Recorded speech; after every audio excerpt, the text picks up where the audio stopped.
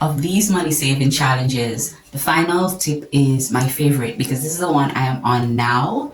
And probably of all the tips, after hearing all these tips, probably you may like the final one. So let's get down to it. So the first money saving challenge is the 52 weeks saving challenge. So what you do here is that you save an amount every week for 52 weeks. So for example, let's say the first week you decide you want to save as little as $2. The second week you save $3, the third week you save $4, and the fourth week you save $5, and it goes on. Very, very simple. You get the point, right? This is really a great way of saving money. Just think about it. This is money that you would have never saved if you had just been going about your life normal. So that is money you would have never saved if you have just been sitting there just doing nothing. The 52 weeks challenge, what is great about it is that it allows you to start small. So you start small and you increase along the way for 52 weeks. And remember, imagine what this could have done for you to see that money you have that you never had 52 weeks ago. The second challenge is the spare change saving challenge. Now, when I was a little girl, my mom had this piggy bank, and it was made of wood. And every time she got spare change, she would put the dollar coins, quarter. She would have put those coins in there. And I remember going to that piggy bank. I think it was in my room. Yeah, I think she gave it to me. It was in my room. And I would take a nail file and I will push it through the little hole just to get the coins out.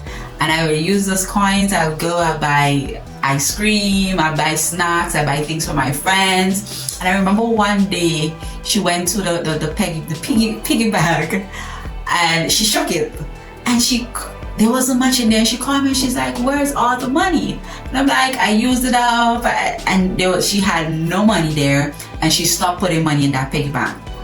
But then when I got to an adult, I realized the importance. I understood why she was saving all that money there. And so I wanted something a particular time and I couldn't get that thing because I spent all that money. But the spare change saving challenge is really a good way to really save money, and you can do that for your kids as well. So it's just basically what it says. Every spare change that you get, you can just put it in a piggy bank, and over time you can get that money and you can deposit it into a savings account. So it's really a good way to save money. The next tip is the 30 days challenge. So what happens here is that every day for 30 days you save a certain amount. You want to buy a particular product and that product costs $100. What you can do is that you can save $5 every day for 30 days, and at the end of that 30 days you have your $100. So that's just a basic example,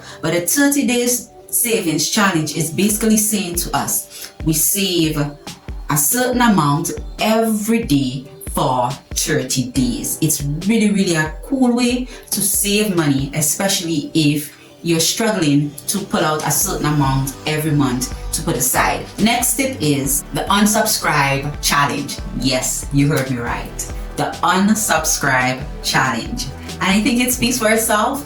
This is where you unsubscribe to all those monthly subscriptions that you're not using.